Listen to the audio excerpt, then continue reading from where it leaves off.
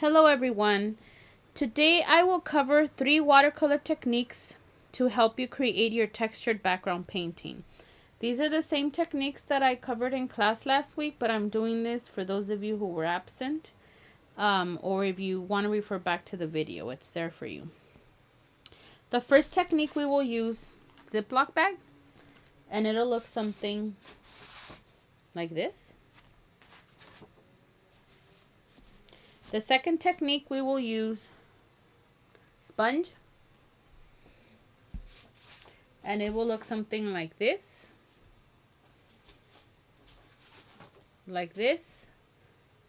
or like this. There's different ways of using the sponge. And the third technique, we will use the Q-tips, and it will look like this.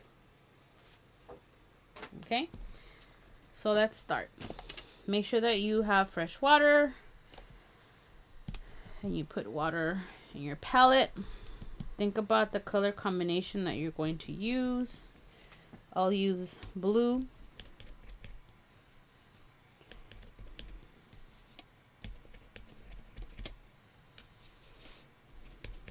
I always like to start with the darker colors. So think about what type of colors you're going to need, at least 2 or more. And all you need to do, and I'm making smaller sheets just to practice. Get your bag and just kind of spread.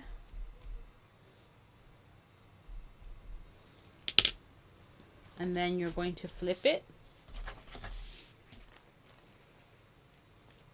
You can either rub like this to spread it, or you can go like this. And remember, this is random. So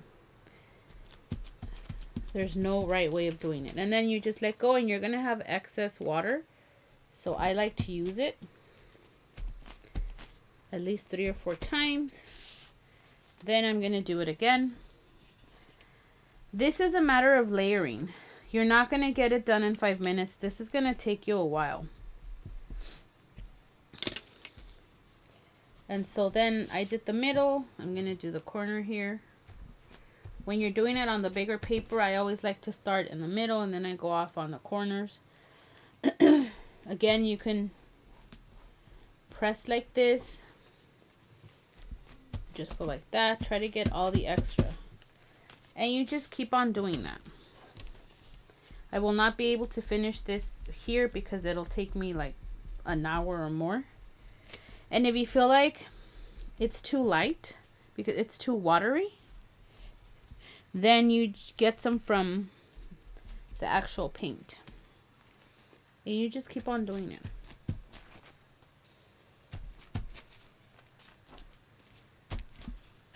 Remember to cover your space, because if you're messy like me, you're going to have paint everywhere. Then you keep on doing it like this, and I used blue, and then I did the purple, and then you let it dry, and you can use blue again, and you can use purple. When you're using colors that are similar, it's okay to use the same cup of water, but if you're going to use like red and yellow, definitely wait. The yellow, do it until the end. And remember what I said last week, I love the texture from the corners. So when you're doing this, the extra, let me do it one more. The extra paint, use it for the corners, for the edges. Use it for this, for these little parts. Don't forget that you have to do enough layers, enough coats that it looks full, not like this. It needs to look like you used a lot. Okay? And if you feel like it's too watery, let it dry for a bit and then come back to it. And it always looks better once it's dried. I still haven't finished the red. I'm going to add more red because I want it to pop. The thing is with the red, because it touched the blue, it turned into burgundy. So now that it's dry, I'm going to go in and add a little bit of red. So that's the first one. Again, all you need to do randomly, and then just flip it. Do a couple of the one color and then use the next color. Start off with the dark one. If you want to practice, like I said, cut them into little pieces so you can practice. And then once you figure out which one you want to do, then you go with the bigger paper. Because at the end, you need to turn in the big paper. So that's that. Now we're going to use our sponge. It's a regular 99-cent sponge, nothing fancy. Cut it into smaller pieces. Try not to put a lot of water in it because it's going to get super watery. Unlike the plastic, this is going to soak the water. So I'll keep with the blue because I'm already working with it.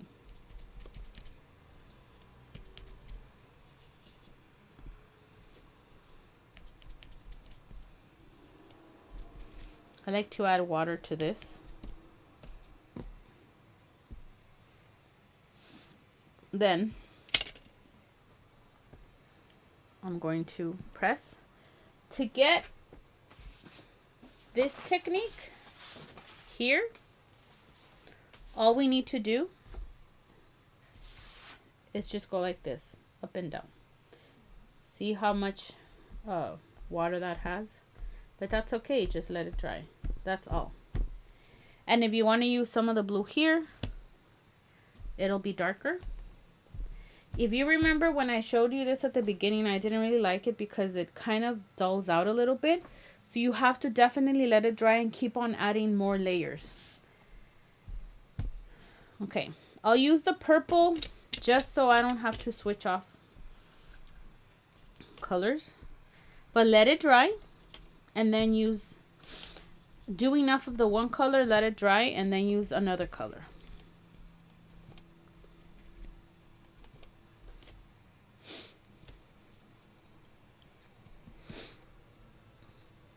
Just like that. Create your own pattern. Again, if you want it to be a little darker, do that. And you keep on going. And it'll look something like this. I can work on it more if I want to make them even brighter. I can add another color. And you just keep on doing it. This is not finished. You need to add more layers so it looks full and rich with paint. Okay? Then the next technique with the sponge would look something like this. I'm going to let this dry.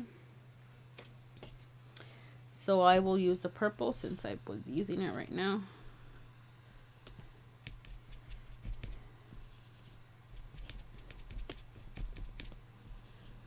So instead of up and down, now you're going to use short, small strokes. So instead of like this, you're going to do this.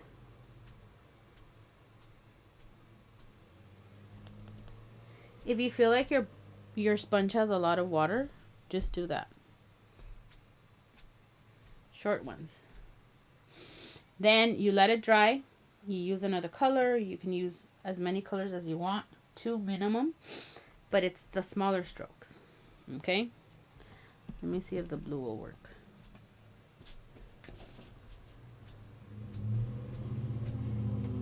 Okay, so that's that. Then the third one, I'll flip it this way. It'll look something either like this or like this, depending on the direction of your lines of your strokes. This one I did it horizontal or vertical, and I made them go up and down.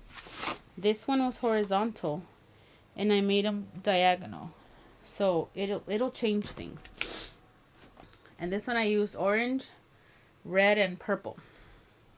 So I will keep with the same colors. Same technique. But now instead of short strokes, I'm going to use longer ones. Let me go this way. Like that.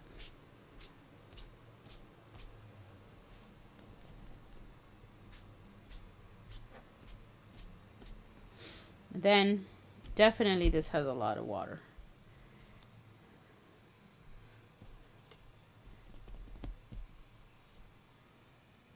Then we have the purple. Same, longer strokes. You have to figure out your own pattern. Definitely I will let this dry and then I'll go over it. This one just turned out this way. I think it was during 5th period. I was just kind of using up the purple that I had and I liked it. And then I started adding more orange because I thought it looked a little dull. And I can definitely add more. And this one I still want to do so you're able to combine. I like it, but I feel like it needs something else. So I want to do that splatter one from the YouTube video where you go like this. I like that. I'm going to do that. And let's see the next one. So we have the sponge will give you 3 effects. Remember, up and down, right? See, once it dries, it looks different. Then the short strokes will look like this. See how it already looks different because I was letting it dry a little bit. Make sure that you also use the corners. And then the long one, you just make them longer, like that. Try not to keep this so wet. Then, to use the Q-tips. Never do this. It'll be a disaster. Need to add more paint.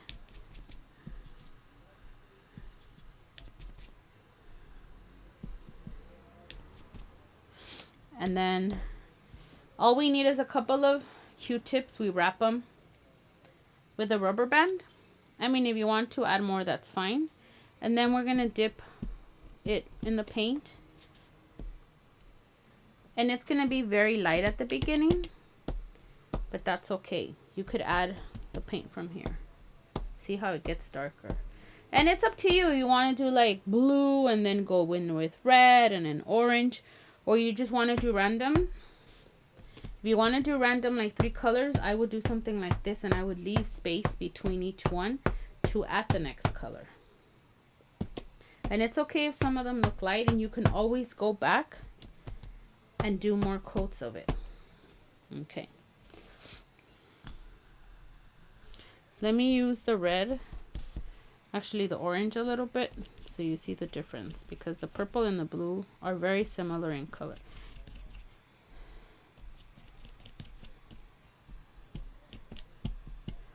Okay.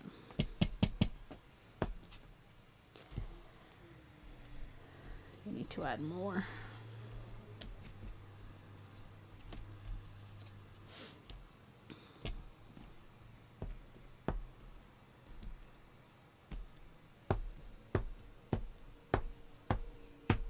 That's all you do. And you wait until it dries and add more coats, and it has to be like full. Like this one. At the end, they start merging, but I like that effect. You just go at it and you keep on doing more. It took me a while to do this because you need a lot of layers. I think this one will look nice with more than 2 colors. To make them look darker, you just wait a little bit until it dries. And go directly to the actual paint. See, it's already really dark. With the Q-tips, you have to be careful because they get a little messy. So you can't do like a couple of paintings with the same Q-tip. You're going to have to replace them. Okay? So you kind of just keep on doing it. This does not look finished to me. It needs to be full. So again, we used the plastic bag, which will give you an effect like this. You have to add a lot of layers. Then we used the sponge, which will give you this effect, the long strokes, the short strokes, like the dabbing. And then we used the Q-tip, and it'll give you that effect. Think about your color combination, your color choices. I strongly advise you to practice. Cut a couple of papers small. You can use the front and the back. See, this is already looking better. Once it dries, trust me, it's going to look better. And let's say that you did a couple of examples, because if you're like me, you want to try out things before you finalize your project. And if you really like the way one looks, keep it for your portfolio. You can always recycle it and use it, okay? And these are very inexpensive things to buy. Most people have all of this at home. Just be careful and be mindful of your space. Clean it up. Wash the brush. keep it clean, especially if you're using like orange and black or orange and a brown and your yellow. Remember, it's very light. Use it until the end. Start with the darker colors and then go on with the lighter ones. And the more you add, the better it'll look.